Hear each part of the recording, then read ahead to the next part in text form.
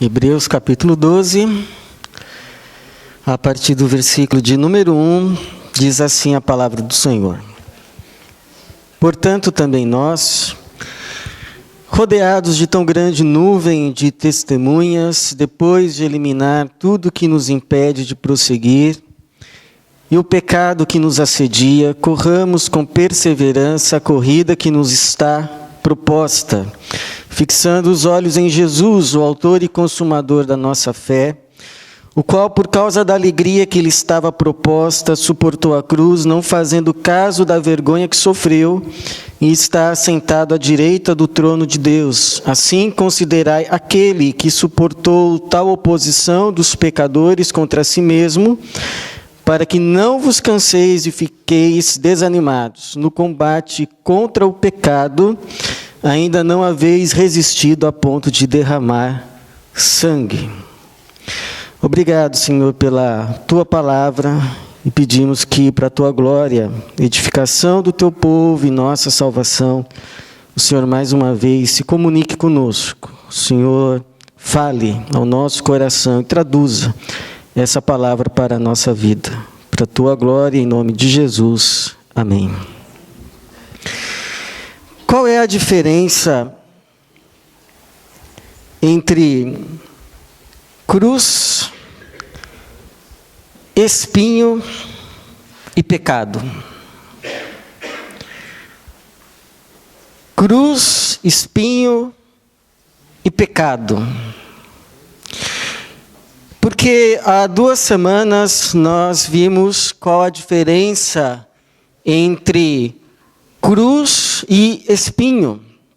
Nós vimos que cruz não é karma, não é algo que eu digo assim, essa minha enfermidade é a minha cruz.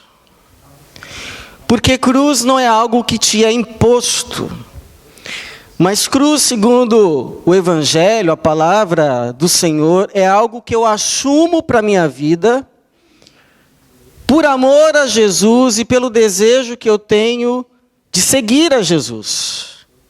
Não é algo que me é obrigatório, mas é uma decisão.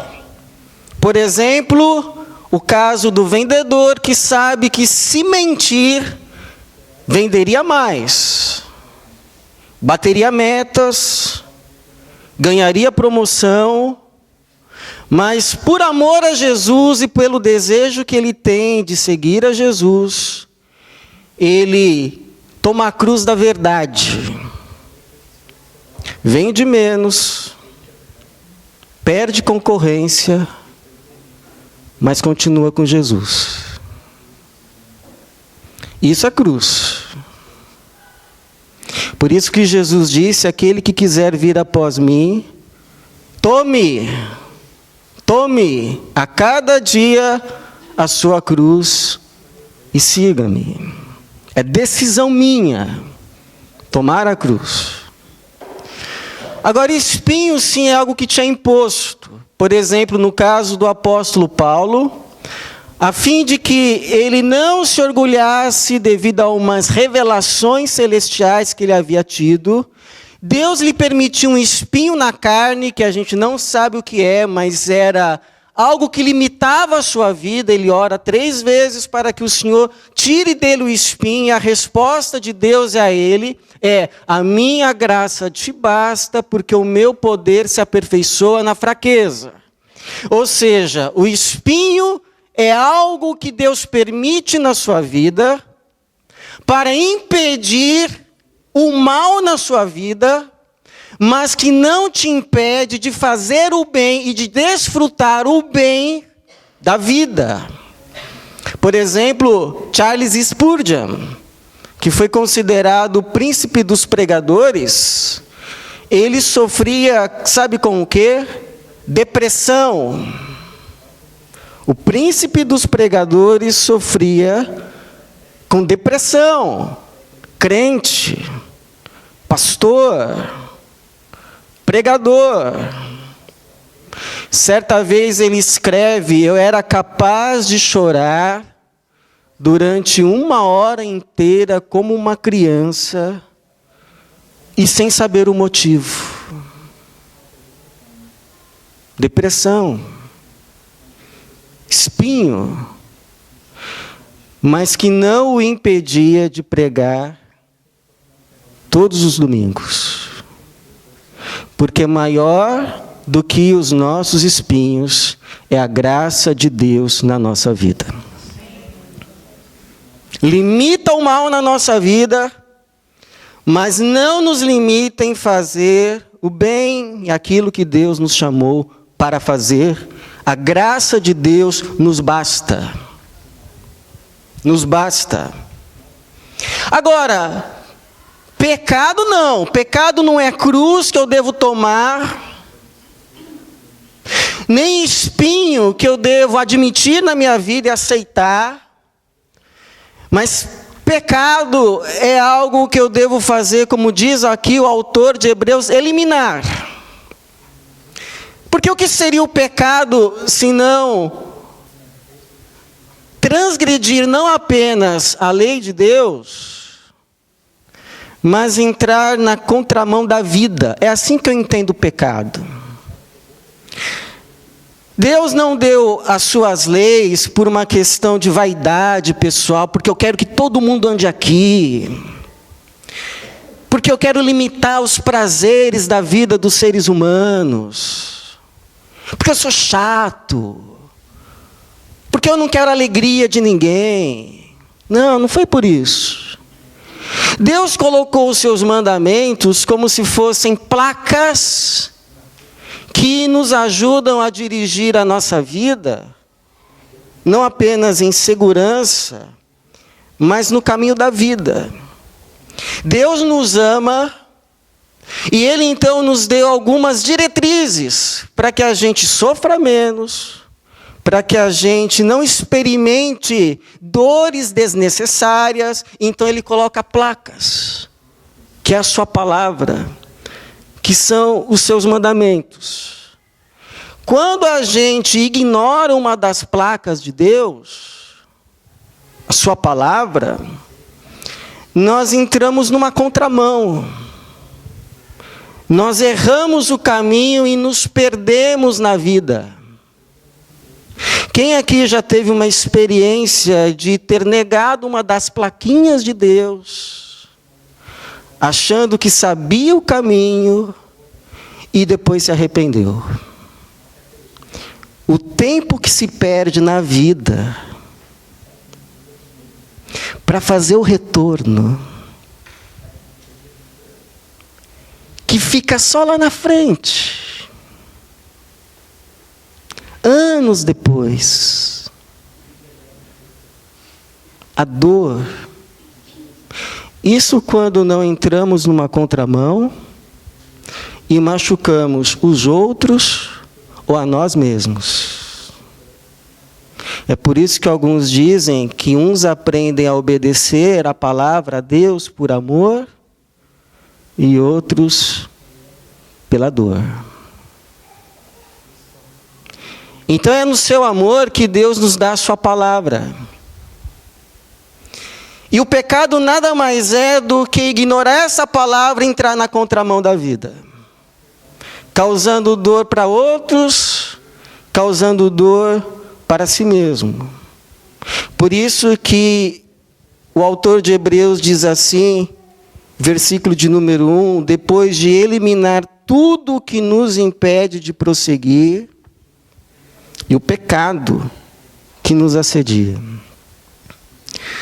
E aqui essa palavra pecado não quer dizer assim um pecado necessariamente específico, mas quer dizer a natureza pecaminosa que nós temos, essa inclinação nossa para o mal, que se manifesta na minha vida de um jeito e na sua vida de outro. É o pecado que se manifesta em pecados. Por exemplo, na vida de uma pessoa, essa natureza pecaminosa pode se manifestar com arrogância. Fulano é um sujeito arrogante, se sente superior, não ouve ninguém. Para uma outra pessoa pode se manifestar em indolência. Fulano é irresponsável, marcou esse compromisso, não apareceu, sequer deu satisfação. Indolência. Na vida de outro pode se manifestar em vícios descontrolados. Na sua vida pode se manifestar de outra forma. Inveja, raiva, ódio, falta de perdão. A verdade é que a gente sabe onde o calo aperta. Você sabe como essa natureza pecaminosa se manifesta na sua vida. Você sabe. Eu sei como se manifesta na minha. E você sabe qual é o seu calcanhar de Aquiles. Aquela área que, se você não tomar cuidado, que se você não vigiar, você cai. E quando você vai ver, o estrago já foi feito. Agora, independente de como se manifesta na minha vida ou na sua, o resultado é sempre o mesmo: morte, tristeza, vergonha e destruição. Porque a Bíblia diz que o salário do pecado é a morte. E sabe qual é o problema? Geralmente, quem tem um pecado não acha que esse pecado é grande coisa. Isso daqui que eu faço. Tem gente que faz pior. Comparado com o ciclano. Aquele sim é um pecado complicado. Agora isso aqui. O que muita gente não sabe é que todo pecado é como um fogo. Que começa pequeno. Mas uma hora cria um incêndio. Em português bem claro, meu irmão e minha irmã, elimine, apague, seja qual for a manifestação de pecado na sua vida. Porque se você deixar, esse pecado vai te destruir. Vai te destruir. Hora ou outra, esse pecado vai te destruir. Isso se não destruir o teu casamento, isso se não destruir a tua família. Então a pergunta que eu quero responder hoje é: como a gente luta contra o pecado que nos assedia? E vence, com a graça de Deus e para a glória de Deus. Primeiro passo, reconhecer. Cair a ficha. Se conscientizar que com isso não dá para continuar. Não dá. Você pode andar com Jesus carregando a cruz. Você pode andar com Jesus carregando um espinho. Mas você não pode andar com Jesus carregando um pecado. Porque o pecado te leva para um lugar, para as trevas, mas Jesus está na luz. Te leva para a mentira, mas Jesus está na verdade. Te leva para a morte, mas Jesus está na vida. É isso que o autor diz assim: portanto, também nós, rodeados de tão grande nuvem de testemunhas, depois de eliminar tudo que nos impede de prosseguir, parar de ficar andando em círculo. Então, quando você começa a andar com Jesus, você começa a se conscientizar, por exemplo, que o mal, para a gente não falar a transgressão, o pecado, que essa palavra pecado é pesada, né? Pesada. Então vamos a mal. O mal só te coloca em contato com o mal. O mal é uma chave assim que abre as portas da sua vida para o mal, para mais mal. Uma vez o Paulo disse assim a respeito daqueles que estavam cometendo o pecado da idolatria. Olha, o ídolo nada é. Nada é. Mas o que eles sacrificam, sacrificam aos demônios. E eu não quero que vocês tenham comunhão com os demônios. O mal pode se disfarçar de bem, porque não pense que o mal vai vir para você com 2 chifrinhos, como se chama aquilo? Uma foice, um tridente, com dentes pontiagudos, venha para mim. Não, o mal é astuto. Sabe como o mal aparece para um peixinho? Como uma minhoca. Só não mostra para o peixinho que atrás da minhoca há um arpão. É assim que ele aparece. Ele aparece como uma maçã lustrosa, saborosa. Mas quem a morde, a cospe, se enoja, passa mal depois, porque é uma maçã lustrosa por fora, mas podre por dentro. E o mal precisa ser o mais rápido eliminado da vida, antes que ele cause mais mal. Quanto mais rápido o mal for eliminado da sua vida, seja qual seja esse mal, menos mal ele vai causar na sua vida.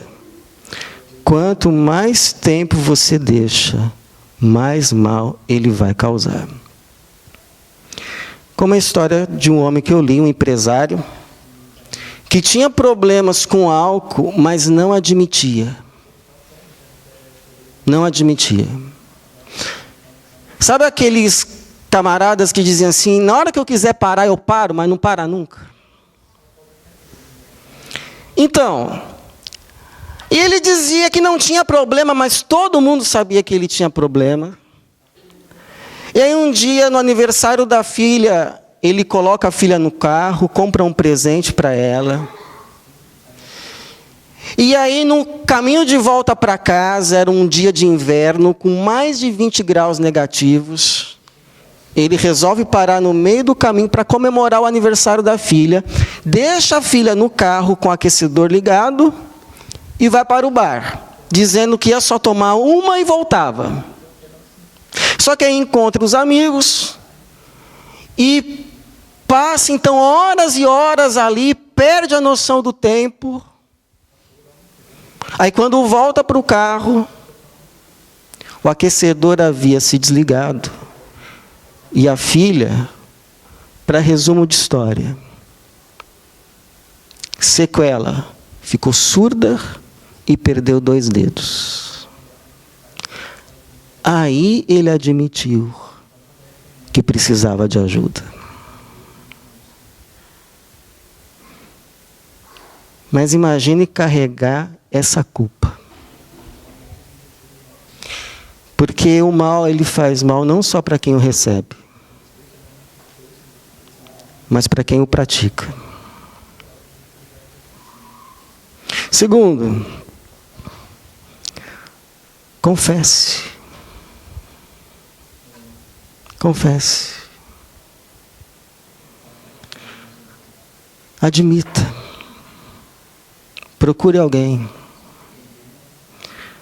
Se diz assim, pastor, os meus pecados eu confesso para Deus.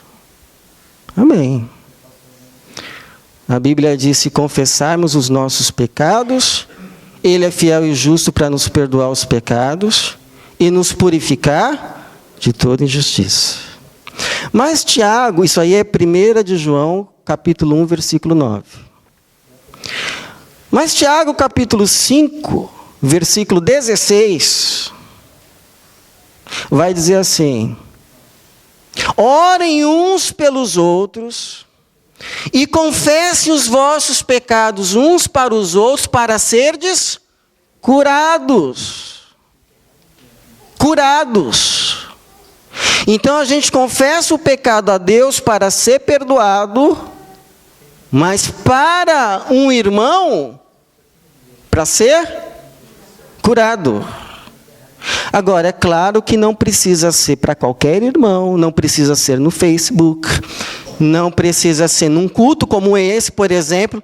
Igual um culto que eu fiquei sabendo, a irmã pediu a palavra ao pastor, eu precisava dar uma palavra à igreja. Pois não, irmã, entregou o microfone, a irmã chega lá na frente da igreja e fala assim: então, irmãos, eu vim aqui na frente que eu preciso confessar um pecado. Aí todo mundo, nossa, todo mundo, dava para ouvir até a mosca. Todo mundo atento, porque queria ouvir a confissão do pecado da irmã. E aí a irmã confessou o pecado em línguas. Ninguém entendeu. Esperta, irmã, não é? Mas não precisa ser assim.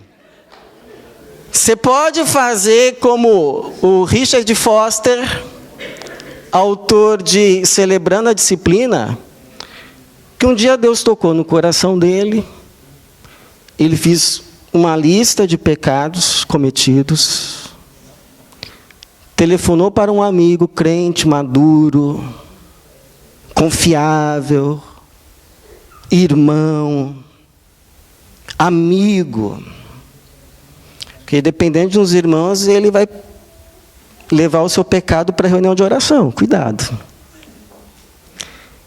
Então não pode ser qualquer um, mas ligou para um amigo. E aí foi, entregou a lista. O amigo leu, rasgou, jogou fora. E também abriu o coração. 2 irmãos aliviados. 2 irmãos perdoados. 2 irmãos curados. Porque confessar um pecado é como tirar uma pedra do sapato. Se a Bíblia fala que é assim, é porque é assim. Quer ser curado? Confesse. É o primeiro passo para a tua libertação. Terceiro, aprenda, irmãos, em nome de Jesus, a pagar o preço. Pagar preço. Tudo tem preço. Até a nossa salvação tinha um preço. A diferença é que a gente não podia pagar. Por isso Jesus pagou por nós. Agora, para andar com Jesus, tem preço. Posso ser sincero com você? Não dá para andar com Jesus e ter tudo. Todos os prazeres, não dá. Todas as coisas, não dá. Tudo que a vida pode oferecer, não dá.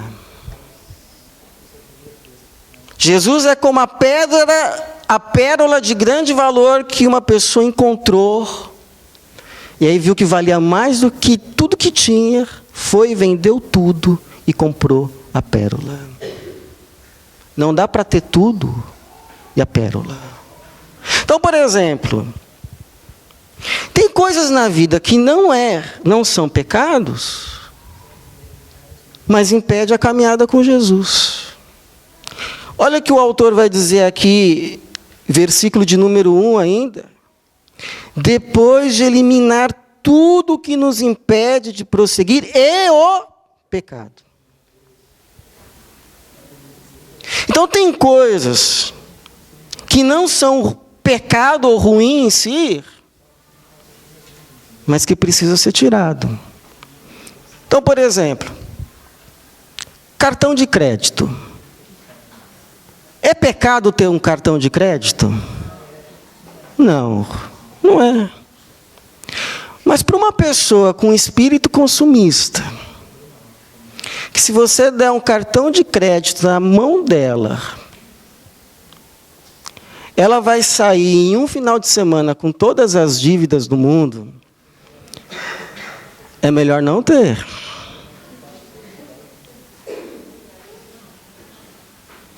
Facebook, é pecado ter Facebook?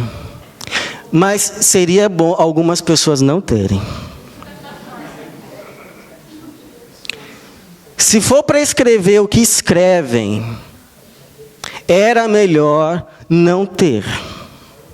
Não ter. Não ter. Eu conheci internet. Pecado ter internet? Não. Mas dependendo do caso, é melhor não ter. Eu conheci um rapaz que ele se converteu de verdade. Se converteu de verdade. E no começo da caminhada cristã dele, ele tomou essa decisão. Não vou ter mais internet. É? Radical, né? Radical é o que Jesus disse. Se o teu pé te faz tropeçar, arranca. É melhor você entrar coxo na vida do que com os 2 pés ser lançado no fogo do inferno. Se o teu olho te escandaliza, arranca, joga fora. É melhor entrar cego na vida do que com os 2 olhos seres lançado no fogo do inferno. Então não é pecado, mas me tira da comunhão com Jesus, eu escolho Jesus. 4, olhe para Deus, olhe para Jesus. Porque sabe qual que é o nosso problema, irmão? Quem está sendo tentado acha que ele está tendo que escolher entre uma coisa ou outra coisa. Entre uma pessoa ou outra pessoa. Mas, na verdade, quando você está sendo tentado, seja qual for a área, seja qual for a coisa, você está sendo tentado entre escolher, não entre uma coisa e outra coisa, mas entre uma coisa e Deus. Não entre uma pessoa ou outra pessoa, mas entre uma pessoa ou Deus. Por exemplo, a pessoa que está sendo tentada a trair o seu cônjuge. Ela não está tendo que escolher entre o cônjuge ou a amante. O amante. Na verdade, ela está escolhendo entre o amante ou a amante e Deus. Porque Deus não está aqui com a amante. Deus está aqui com a esposa. Pois ele disse, não adulterarás. Bem-aventurado o leite sem mácula. Quem está sendo tentado a mentir ou falar a verdade, não está sendo tentado entre a mentira ou a verdade somente, mas entre a mentira ou Deus. Porque Deus não está aqui na mentira. Deus está aqui na verdade. Ele disse que a mentira tem pai. E o pai é o diabo. Quem está sendo tentado entre ganhar um dinheiro fácil ou um trabalho honesto, não está sendo tentado entre o dinheiro fácil ou o trabalho honesto, mas entre o dinheiro fácil ou Deus. Porque a palavra diz: aquele que furtava, não furte mais. Antes trabalhe, fazendo o que é útil, para que tenha com quem dividir. Então, quando você estiver sendo tentado, posso te dar uma dica? Tira o olho das duas coisas, tira o olho das duas pessoas e coloca em Deus. Olha para Deus e diga assim: Jesus, a minha decisão, mais uma vez, é por ti.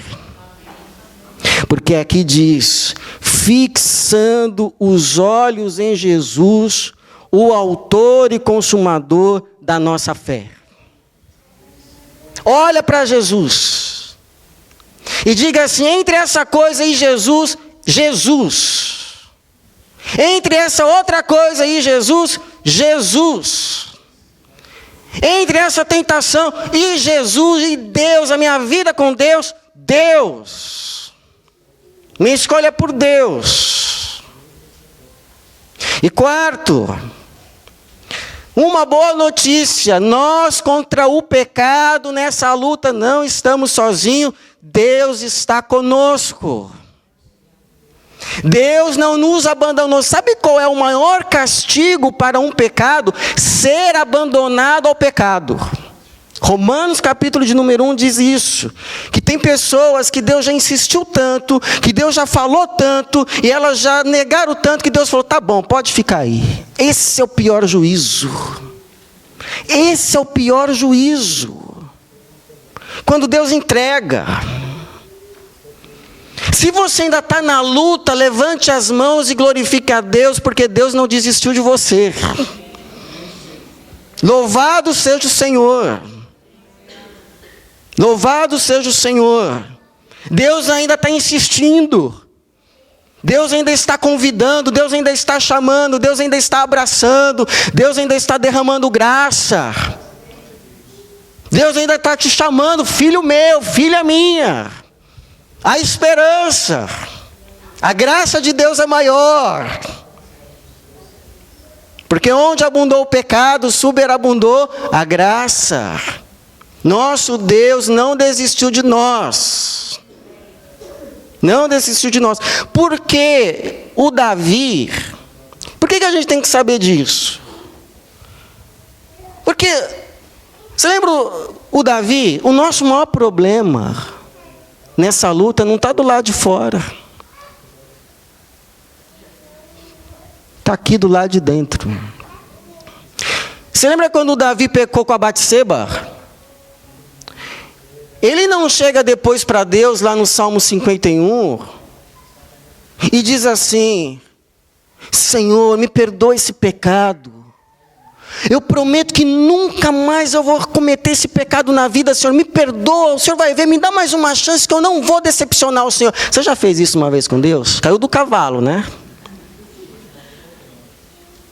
Não, Senhor, eu prometo, me dê mais uma chance, por favor, que o Senhor não vai se arrepender. Ai, se Deus tivesse ouvido essa oração. Não é assim que funciona com Deus.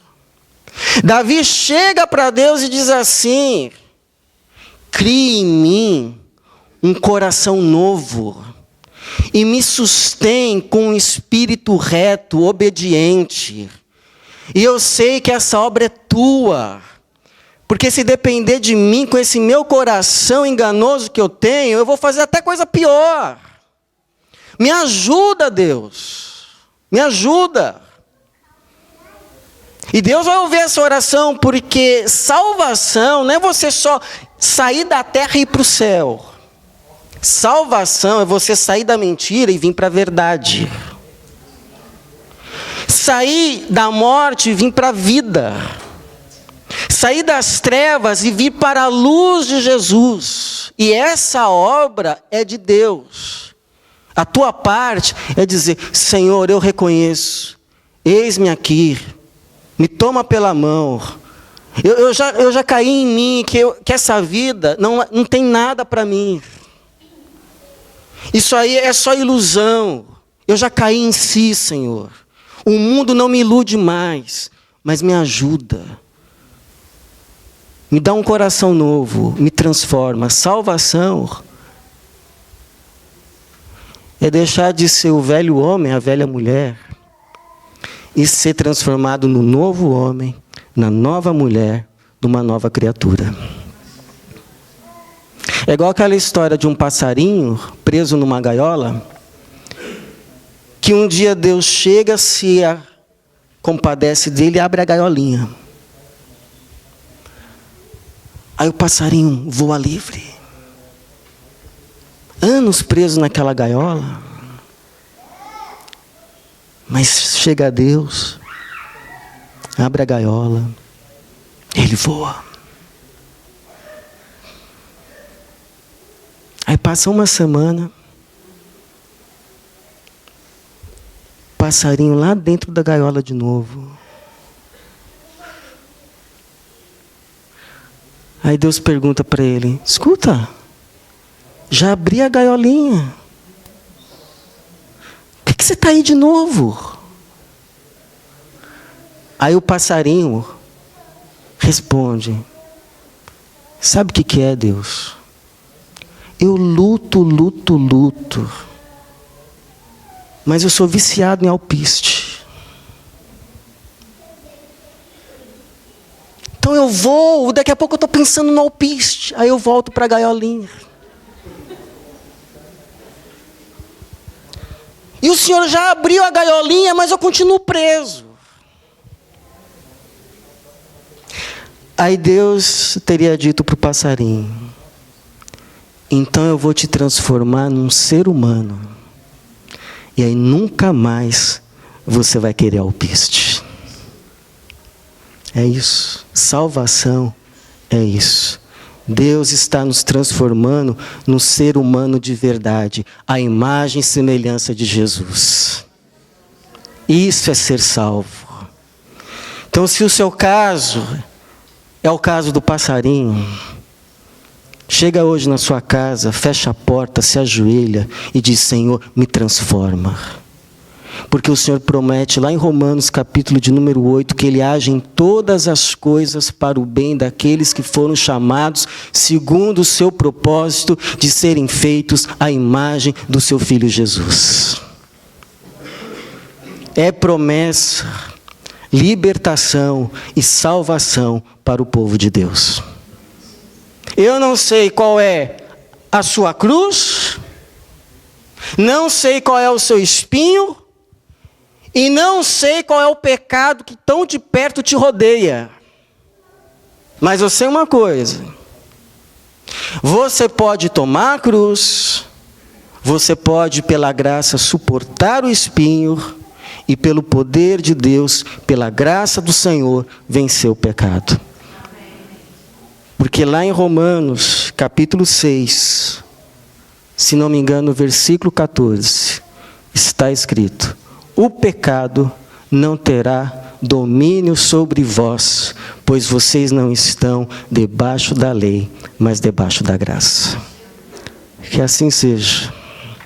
Que Deus nos abençoe, nos dando libertação completa, nos purificando, nos lavando com o seu sangue, colocando em nós o sinal da cruz, nos enchendo com o seu Espírito Santo e nos fazendo povo santo para a glória dele. Amém.